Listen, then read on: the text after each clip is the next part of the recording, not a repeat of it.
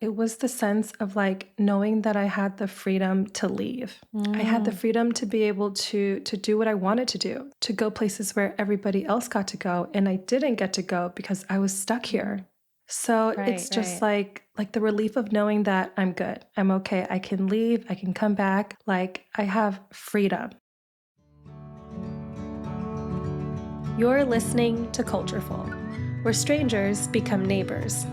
If you want to understand the world through personal stories and get to know your human neighbor in their own words, come in for story time and leave a better global citizen. I'm your host, Jess Lynn. This is the final part of a 3-part conversation with Maria. If you missed it, I recommend going back and listening from the beginning, where we got to know Maria as a kid. In this episode, Maria navigates building a career while dealing with work permit challenges in the country she grew up in. She shares with us the sweet love story with her husband, and we travel with her to Mexico and hear her reflections on the experience she wanted most. Come along for this vividly told emotional journey of challenges, play, joy, and love. And remember, to protect your identity, this interview doesn't have our usual video version. Also, this is the season 3 finale of Cultureful. It's been an incredible journey. I'll be sharing reflections of this season as well as other bonus content in the coming weeks before the launch of season 4. Make sure you're subscribed so you don't miss updates. Now, here is the final part of my conversation with Maria. Okay, so let's pick up with bring us back to right after high school graduation. You initially wanted to go to school, and then that didn't pan out because of Financial not being status. able to, yeah, apply for financial assistance because of not having your papers. So, what did you end up deciding to do next after graduation in terms of work? At that point, I had to work. There was either go to school and work and keep pushing like that, or just drop the idea of going to school and just go straight into working. At the time, I think I started getting a job as a hostess at a restaurant, and that's what started as, I guess, like the baseline of me working or trying to go into like being from part-time to full-time. And how was that restaurant work? It was fine. Were you like a hostess or were I was you the hostess. in the back? No, I Hmm. mean, they occasionally threw me in the back when they needed an extra hand. But for the majority of the part, I was a hostess. I would just seat them, get their drinks, things like that. I worked mainly afternoon shifts, so I would definitely have to try to find somebody to help me watch my daughter. It was a little harder than I liked it to be because I did work late nights until I think I didn't get off until like 10 or 11 some nights, depending on when the restaurant closed. Hmm. That is a rough schedule. Because then would you have been there to like help her go to sleep? I would have to pick her up and then take her home and then get her ready to go to sleep. How long did you stay working at the restaurant? Not long. I want to say like a couple months. Well, at the time that I worked at the restaurant, I decided that I wanted to move out of my mom's house.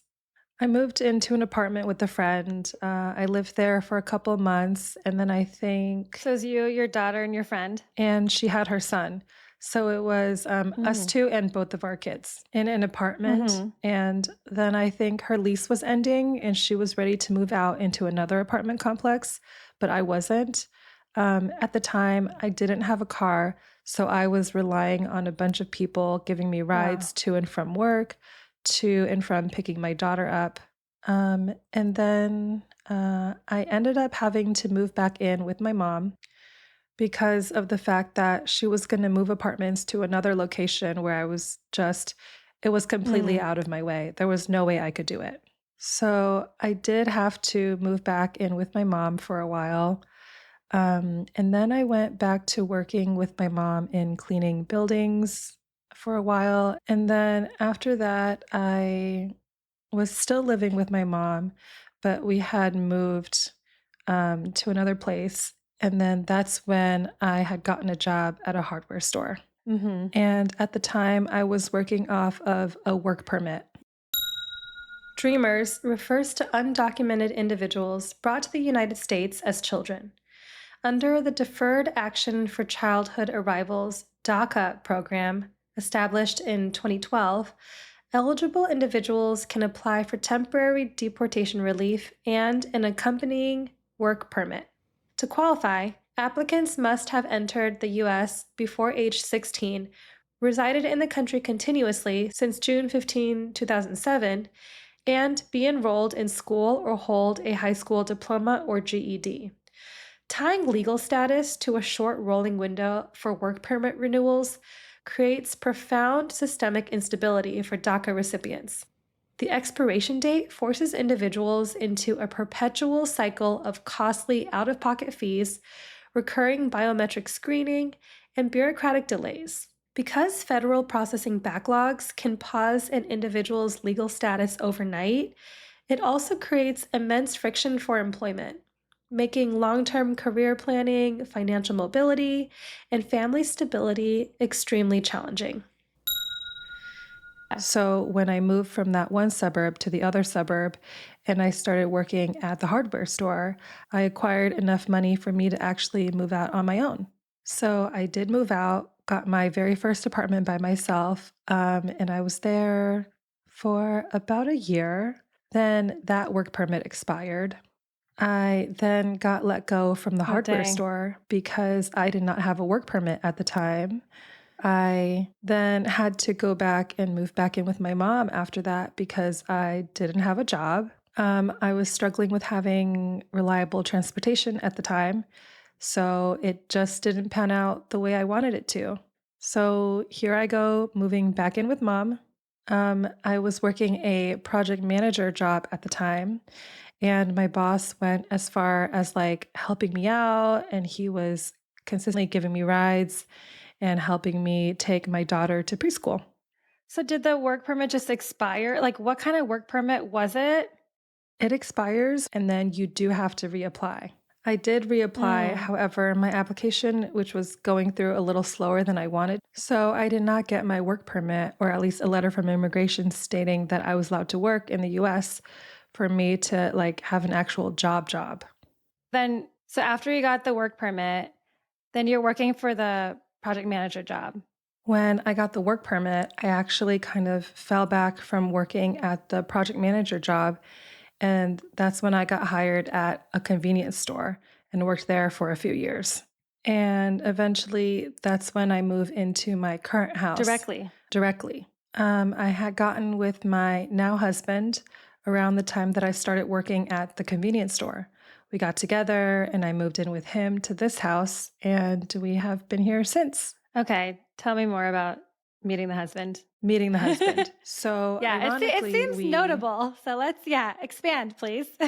I met my husband back when I was in middle school, and we never really talked. We never associated with each other. We kind of just knew of each other. We were in completely different classes. We knew of each other because of mutual friends, and we would talk to each other during lunch and things like that. Um, Again, we knew each other in high school, but then I did move in high school when I came back. And when I was Right. working at that hardware store job, I had then reconnected with his best friend, who was one of my longtime friends. And then we just started hanging out. We spent a lot of time together, and then we got to know each other. And then we went from hanging out as a group with everybody else to individually kind of hanging out one on one, just Uh-huh. me and him. And we just got to talking, and then I introduced him to my daughter, and Whoa. then we would just hang out like just the three of us. And it was I don't know, it's just things just kind of clicked. We sat down, we had a conversation as to whether or not we wanted to pursue things further because we were all just getting really comfortable with each other. Hmm. And he said yes, I said yes. And then a couple months later, we moved in together and we've been here since. So this conversation was while you were already dating? Yes, this Okay. conversation was when I was dating. We did move things pretty fast. Yeah. And if someone is interested in the other person or mutual or whatever, but sometimes people have a hard time getting out of the quote unquote friend zone. It was hard. It was Uh-huh. interesting because we were in the friend zone for quite a bit. And Yeah. You neither like one kind of of grew up us, together. yeah, in a way. And we never saw this going anywhere. But that is one of the reasons that we had that conversation that we had because I was at the point where I didn't want to play any games. I needed to know, like, was it a yes or a no? I have a kid. At the end of the day, I already knew what I wanted. I knew what Mhm. my goals were, what I envisioned, and either he fit the picture or he did not. And that's exactly why we sat down and had that conversation because I needed to know whether or not I was wasting my time at the end of the day. 'Cause you were looking for something serious, Yes. right? Mhm. Mhm. And wait, so but that was when you were already dating, but from friends to dating, Mhm. like, did someone make the first move? Yes, me. Uh-huh, okay, what happened? I think it was one of the few times that where we first started to like hang out alone. I don't know. I just kept getting close to him to see if he would do anything, if he would like kind of push Uh-huh. me off. And so I started like holding his hand or just started getting close to him. But I think one time I tried to cuddle with him and he let me, and I was like, "Ooh, you let me get this far. Let me see how far I can get." So then I tried to kiss him Uh-huh. and then he kissed me back. And I was like, okay. Wow, okay, so you kind of, like, got closer and closer Hmm. physically to as your move. Little physically, Nice. just to see whether or not there was anything there. Because if there wasn't anything there, Uh-huh. then what am I doing? Do you remember how your feelings developed from, like, thinking of him as a friend to more? No, if I'm being honest with you, I don't. It's, like, gradual probably, right? Because just, like, hanging out. Yeah. Okay. What are 3 of your favorite things about him? Um, for one, he can deal with my attitude. And if anybody knows me, they know I have a very strong attitude and a very strong personality, and he's very good at managing it. Uh-huh. Two, he's just a genuine person. If you know him, you understand that he's just a very good, genuine person. And number three, when he loves hard. So I would say those No. are the top three.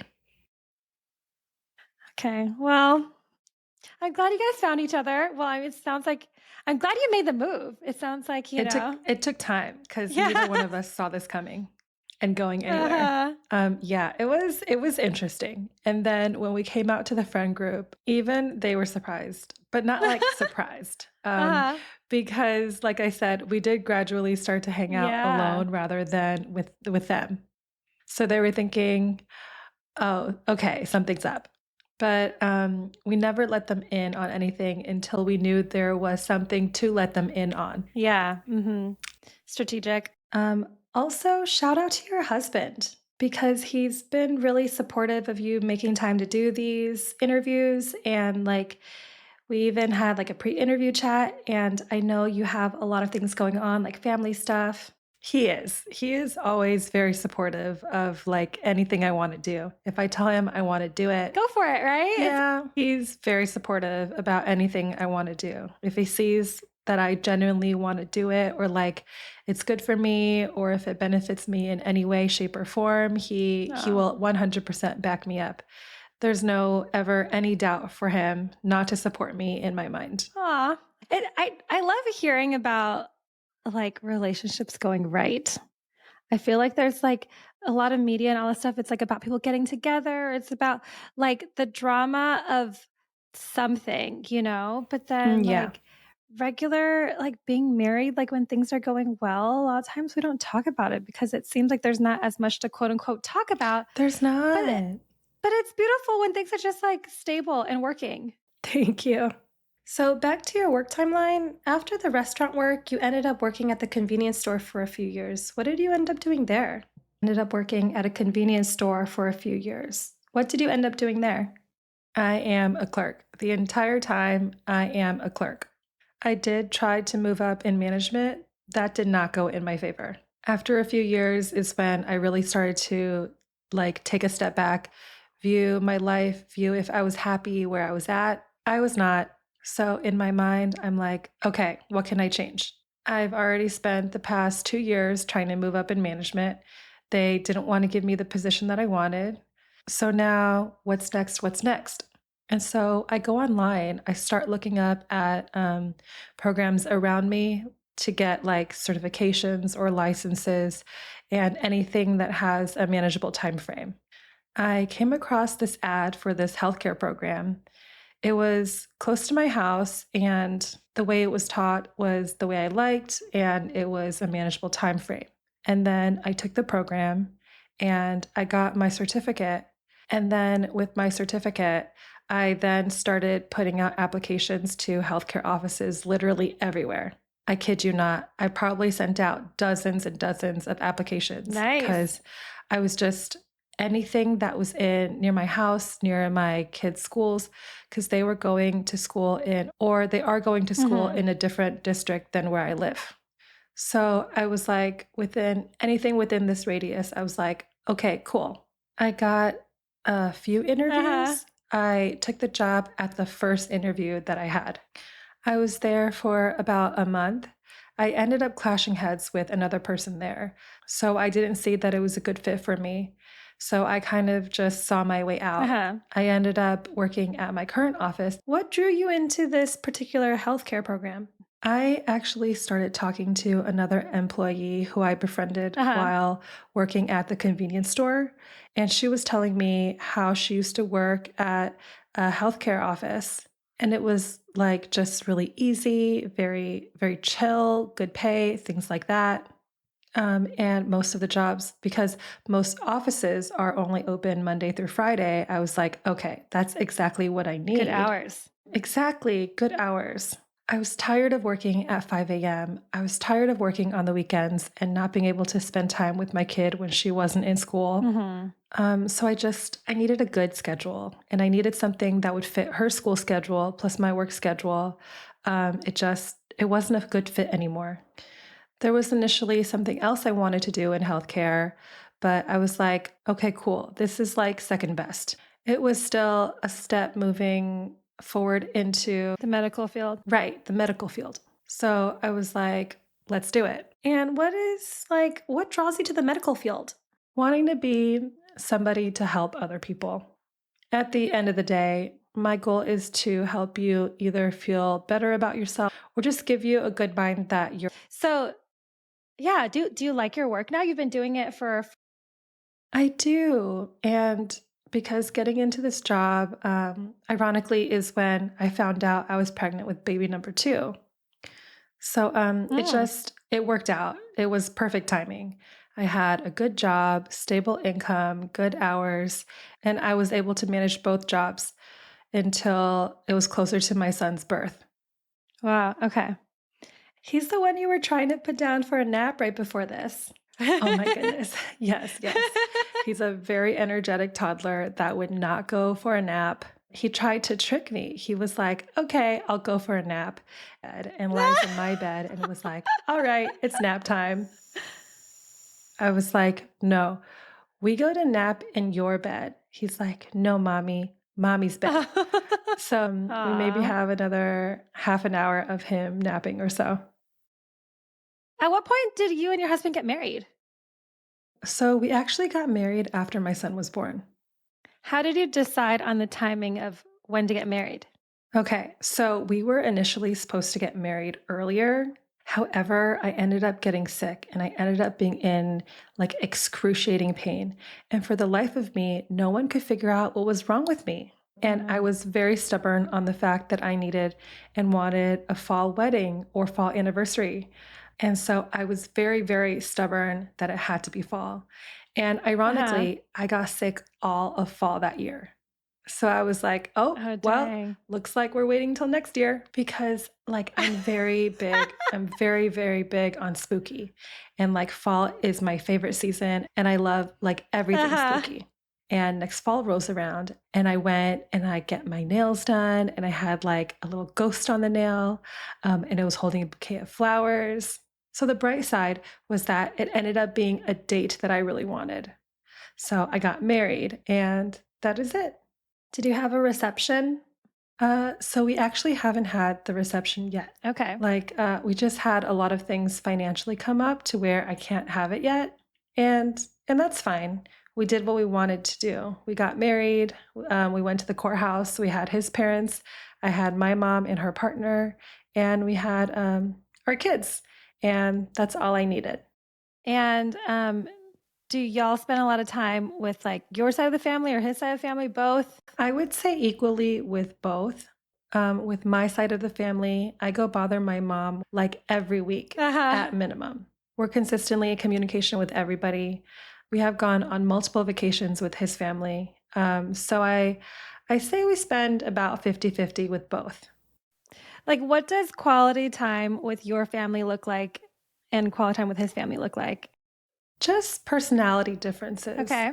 It's very loud and rowdy at my mom's house because she has a bunch of grandchildren. And then at his mom's house, Wait, on your mom's side, like when you're with your mom's side, what do people do when people are hanging out for we quality kind of time? just sit around, we talk while the kids play. It's very equal to what we do at his mom's house. We sit and talk and we play games and we play around with the kids, things like that. Nothing Mhm. majorly different. What kind of games? We'll play Uno, we'll Uh-huh. play hide and seek with the kids. Any little game that they have, like we'll play on the switches, we'll play on the tablets, like things like that. Okay. And the adults play with the kids? Like your generation plays with your kids' generation? Yes, yes. Because I'm like, yeah, like who? Whenever we're at my mom's house, if it's not Uh-huh. me playing with the kids, it's my sisters playing with the kids.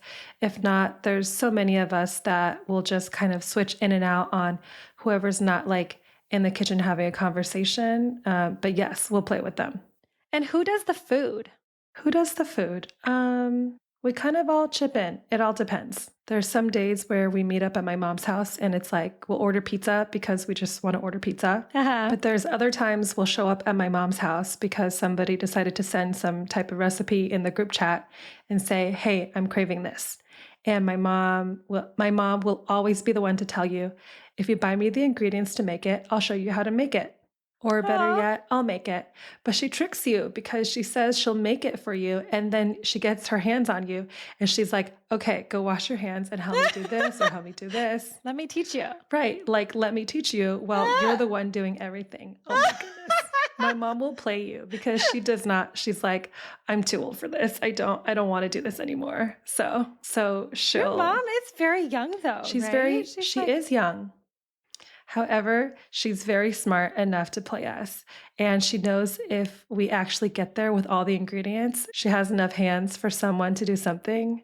So she makes all of us pitch in, whether you're helping prep, whether you're helping cook, or whether you're helping well, clean. people know this at this point, right? Yeah. We do. We play ourselves because we say we're not going to do it. And even some of us will show up than what we say so that by the time we get there, we think it's done. But then she'll just prolong the time of making it. So by the time we get there, we're still in time to help. I'm telling you, my mom is very smart with how she strategically plans us getting there for us to make food. She knows how to manage her daughters. But And it's then on also top of awesome that, because like, uh-huh. she has our location so she can see what you're the closest to. So, like, let's say it's one of those days where we just want to order pizza. She'll call you and be like, hey, I know you're at this location, but I just called this location over here. Can you stop and get the pizza and bring them? Because I don't feel like Because it's driving. on your way. And it's really close to My you. mom's very on like the mindset of once she gets home, that woman does not leave. She will Ah. not leave her house. So if she gets off at 3 on a Wednesday and she gets home by 4, that woman will not leave until the next morning to where it's time to go to work. Into She her likes to comfy settle clothes in. and she exactly. She'll change into her comfy clothes and once she changes, you're done. You will not get that woman. So if you want something, you have to go get it.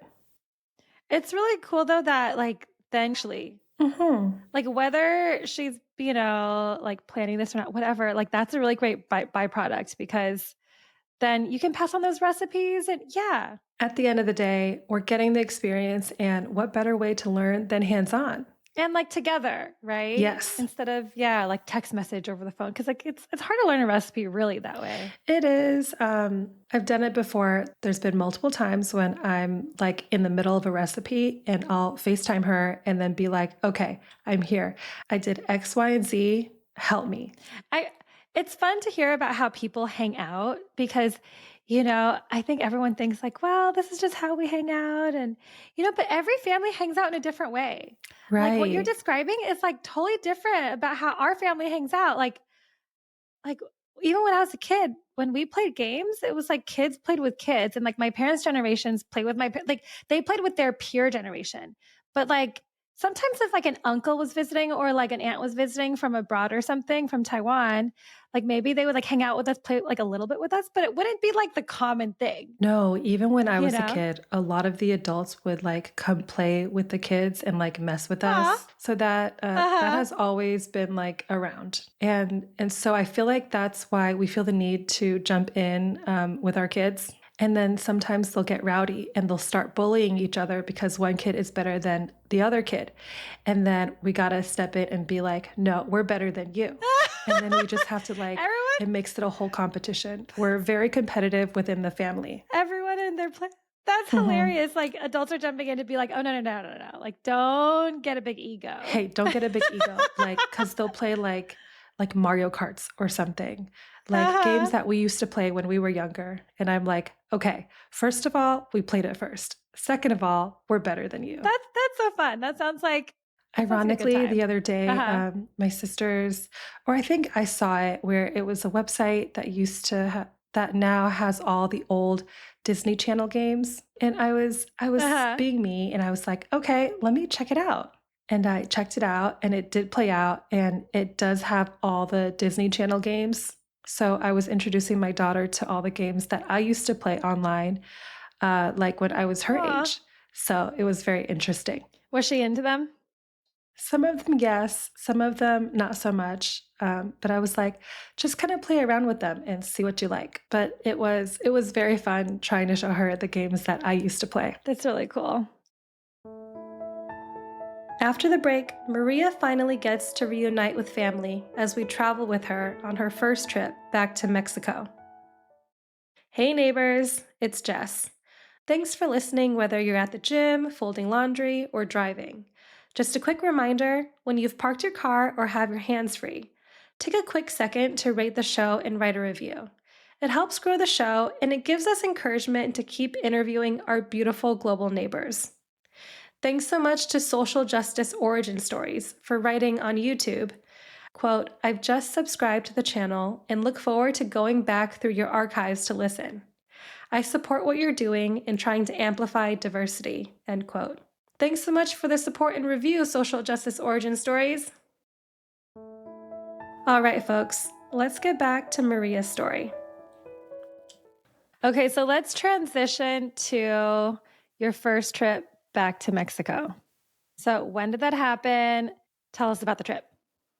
So I was always legally restricted from being able to travel. Well, not necessarily travel, but be able to come back into the US without having any like documentation. So when I got my Mm. residency card, first thing I did was I told my mom, and she was like, okay, cool, we're going to Mexico. So for about 3.5 weeks. And I went after more than 20 years of not being able to see my family. Oh. So you and your mom, just the two of you, go back? No, it was me, my mom, and my daughter. What was on the itinerary? Where were you guys spending So your the first time? week was getting to know everybody because, yes, I was on vacation, but they weren't on vacation. Like they still had to go to school or not school. They still had to work and things like that. So it was a matter of like getting to know every single one of my family members, just hanging out with them, getting to see where I was born, where my mom lived when I was younger, my grandpa's house, my uncle's house, my grandpa's shop, this little store inside this plaza. It was just a lot of getting to know that area. And it was just There was a lot. And then I did go to the graveyard where my aunt, my grandma, and my cousin were buried. So I got to see that. Hmm. And then week 2, my husband was there. So it was round 2 of going to see every single little place again because my husband was there for the entire second week. And then he got to meet all of my Oh, family. so he came late. Oh, yes. Okay, okay. So he wanted to give me that first week for me to get like settled in, meet my family, have that time with my family. And then he came the second week.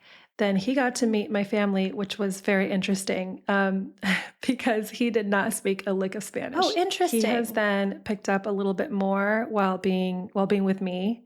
He can definitely understand more than he can reciprocate now in our relationship, but he's slowly being able to like actually respond and hold down a conversation in Hmm. Spanish. We're working on it. It's going little by little to the fire by taking him to Mexico where nobody spoke English. Yeah. So it was a lot of me being his translator at the time and my mom being his translator. Hmm. And so that was a lot of fun. Even my daughter at some point had to step in and be the translator. It was fun to be the translator. Well, it Like, was fun trying to see him figure it out because I have this one aunt that was very stubborn on the fact that she was going to have a conversation with him by herself. So she was like, don't say anything, don't translate anything. He's going to understand me because he's going to understand me. And I was like, okay. So that's an interesting she was very approach. stubborn on the fact that she wanted to communicate with him solo. She was like, no, he's going to understand me. So I was like, okay. Did he? Parts, Okay. parts. It was only for when we were driving him to the airport from the little city that I was born in versus like the main city where there's an airport. There's like a multi-hour drive. So he had this long drive to try to figure out what this lady was telling him. Uh-huh. And so that was a lot of fun. And then the last week was just spending time with my grandpa, spending time with my family. Honestly, that's genuinely all we did. Hmm. I didn't really venture off outside of the area where I was born. Like we wanted to go somewhere else, but I don't remember what happened where we couldn't do it and we couldn't go anywhere else. So those entire 3 weeks was just spending all the time that I could with everybody there. How close were you to some of these family members before the trip? So that one aunt that was very, very forceful on speaking to my husband, I am extremely close to her. She is the only one that was able to acquire her visa to be able to travel outside of Mexico. And she came over here, I think, like 2 or 3 times prior to me going over there. So I at least got to be able to know Mm, her, speak to her, talk to her, have her over here with us before anything. that makes a huge difference, right? It Just to like does, spend because like in-person time. exactly. And outside of my mom, it's like, okay, I actually know you. Like I've known you, I've touched you, I've held Hmm. you, I've hung out with you. So it definitely felt different. Outside of her, extremely close to the rest of my aunts, but I'm fairly close. Like we do talk like every now and then. We do call each other up, text each other every now and then to see our things like that. But I was mainly close to that one aunt. Did the trip like grow your relationship with these people to get to have all this like Definitely. in-person time? Oh, of Hmm. course. I would say it more so grew a relationship between, ironically, not even just me. One of my cousins got really, really along with my daughter. And so they added each other on Mm. Roblox and they would consistently talk and play and video chat and call each other. Aw. So it was very, very cute. They got very attached the entire time that I was there. And then I did speak to my aunts more consistently after the trip. Call my grandpa a lot more. After I was in better communication with all of them. When you were in that town, was it what you expected? It was smaller than I expected. I don't know what I was expecting. Uh-huh. I think I was expecting it to. Well, it yes and no. It's smaller than what I expected, but then when I Actually, ironically, my cousin took me hiking to this one point where I could see the whole city, and it looks bigger in person. But, like, when Mhm. I got there, I was like, "Oh, this is just very small." Because my family, they're just very close to each other. So, like, it doesn't take much of a distance to go from one house to the other, especially my uncles from my grandma's. Like, my grandma's house can be maybe a 6-minute walk to my uncle's house. Like, they are very, very close to each other. And then my grandpa are from there either. So it's definitely a lot smaller. Um, it's so nice there. Like, it's just it's a lot of natural open land. So from the moment that I landed, I could just feel it just like even the air quality felt so different. It felt more crisp, it felt more refreshing. But I don't know what I went in expecting, but it was definitely more than what I was expecting. What were some of your favorite memories you got to make on There the was trip? this one little place, even tell me how to get there. I don't even know how to get Uh-huh. there. Um, but I remember I tell my mom that I would want something called gorditas, which is basically a tortilla, a little thicker than your normal tortilla that you see at the store, handmade. Then they're sliced Mhm. open in the middle, and you could put a filling in there. You can put any type of filling. It could be meat, it could be cheese, it could be beans, it could be meat and cheese, it could be cheese and beans. It doesn't matter. But nonetheless, they're called gorditas. And it's this little corner restaurant. Uh-huh. Oh my God, they have the best food. Like, if you ever go there, I will give you the name. You have to try it. Well, now I must go there because Right. that Another sounds thing that I amazing. really loved is that okay, so my grandma's house is like right here. Across the street on the corner, there was a bakery. Uh-huh. So as soon as you walked outside her house, especially in the morning, you could feel all the fresh bread being made. And it's not like just loaves of bread. It's like sweet bread and things that you would see at Mexican supermarkets. And it just smelled so good. And it was the best thing to wake up to. Um, what's another thing? Their sunsets are so nice. I feel like because it's a lot of natural Mhm. land and a lot of it's like flat, sunsets are beautiful. Uh-huh, uh-huh. And I'm a very big sunset girly. I love looking at sunsets and sunrises like that is top tier for me. I would say those are Mhm. like the three top things that I loved about being there. And obviously spending time with my family. I can really relate to like this kind of trip. Like I think most made back to Taiwan where like all of my relatives are. Um yeah, the itinerary is usually like who we're gonna see, then who we're gonna see next, then who we're gonna see next, then who we're gonna see next. And And then how like, long you're gonna be there, and yeah, then how many people you can fit in a day, and it's yeah. like, And what are you gonna do? exactly. And then like, like where are my cousins gonna take me, And like, and they're always like, where do you want to go? And I'm like, well, I don't really know anything. Just like It's take me like, "You wherever. find me somewhere," and then they're Yeah. like, "Okay," and then they just take you to, like, the most random spot everywhere. They do. They take me to like the most random spots. Sometimes it's like, oh, like a temple on a hill, like because they think it's like a thing to show me. And sometimes like that's really fun. And then sometimes it's like, oh, your dad, like my dad, they would like tell me like, oh, like your dad really loves to eat. Like when he was a kid, he grew up eating in this noodle dish at this local open air market that's still here. Let's go and like let me show you that. And I would go and eat that. And I'd be like, oh my gosh, I totally get it. This is delicious, Right. Okay, see, that's technically how I got introduced into the gorditas because my mom used to love that place, and that place has been around since my mom Uh-huh. was little. Or, well, not like little, but like younger. So she was like, "You have to try this." And I love food. So I looked at her and I was like, "I know you know this," because she had been there recently. So I was like, "Okay, you've been here recently. You know what's here, you know what's not here, you know what's not good. Take me everywhere."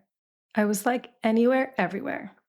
So, our main mission the entire time we were there was find the best food. Yeah, and like find the best food that like also means something, right? To like Exactly. your family history. Mhm, Yeah. yeah. Oh, And then love that. my aunts, they would end up doing the same thing that my mom does now, where I say, "Hey, I'm craving this dish." or I want this. And then they're like, yeah, okay, well, go buy everything. So they would send me and my mom to go buy everything. I would come back. They're like, okay, well, this is how you make it. And I'm just like, I'm on vacation, guys. Like, I'm supposed to be a guest in your house. And they're like, yeah, but I mean, you can still learn. And I'm like, oh, So now you know where she got it from. So your yes. mom did not invent this No, technically, my technique. grandma invented it, and she Yeah, lured yeah. my aunts into it, which then lured my mom into it, which lured me into it. And so, Uh-huh. oh my goodness. Do you feel like going on the trip helped you like learn about your mom and like where she comes from and how she became how she It is? definitely helped me learn about my mom. And then my aunts would tell me like little things about my mom and what she used to do, like things like that. um, okay. Last couple questions. You know how when we were preparing for these interviews, you were telling me that even though you grew up here in the US, you feel Mexican in terms of like how Yes. you identify. Yes. When you were in Mexico for the first time back, like did you feel like you were somewhere that you like belonged? Did you feel like you were home or did you feel like you were traveling? No, I felt like I was at home. It never felt like Wow. I was traveling. I never felt out of place. I never felt like I knew I was on vacation mode in the sense that I didn't have to go to work, but I never felt like I was a visitor, I guess. Hmm. How did that feel? Like just to be somewhere that you like hadn't been in so long, but like it was like a homecoming. It was different because again, you travel, you go on vacation, you think you're just like, okay, I have to remind myself I have family here. Like, it was different in the sense that I didn't have to get a hotel, I didn't have to rent a car. It felt different, not a place, but it felt comforting knowing, like, I'm around my family. If I need something, I can go ask my mom but I couldn't go with her. We didn't wanna take her just because I wanted to hang out with my cousins. Was the trip something that you always Definitely 10 out of 10, the best experience that I've had. I wish I could say I would do it again. The best part of the trip was getting to see my grandpa. My grandpa is unfortunately no longer with us. Oh. So even if I do go back, it's just, if I was to go back, I wouldn't feel the same thing. So I am intrigued to see how it goes when I do decide to go back, I would say. Hmm. I guess like what did the trip like what I'm getting at is like what did the trip mean to you? It meant more to me. It means more to me now than it did at the time. At the time, it was very nice, it was good being able to go see everybody, see everything, it meant a lot because obviously, like, there had been no barrier between me being able to see that side of my family, so not having that barrier there anymore it was a lot, it was a lot of emotions, a lot of feelings, like, it hit, like, in a different place than I meant it to. However, What kind of feelings like yeah, what feelings did you go through when you were on the trip? relief, the main one being relief. Mm. Relief, a lot of excitement. I was nervous. I don't know why I was nervous, but I guess I was nervous because I've Mm. never been on a plane. So that was also my first time on a plane. And boy, oh boy, did I realize I do not like the takeoff and I do not like the landing. I don't think anyone does. And I don't like turbulence. I have to have someone traveling with me. I realized I'm not one to take a solo trip. I don't think I could do that, especially not on a plane.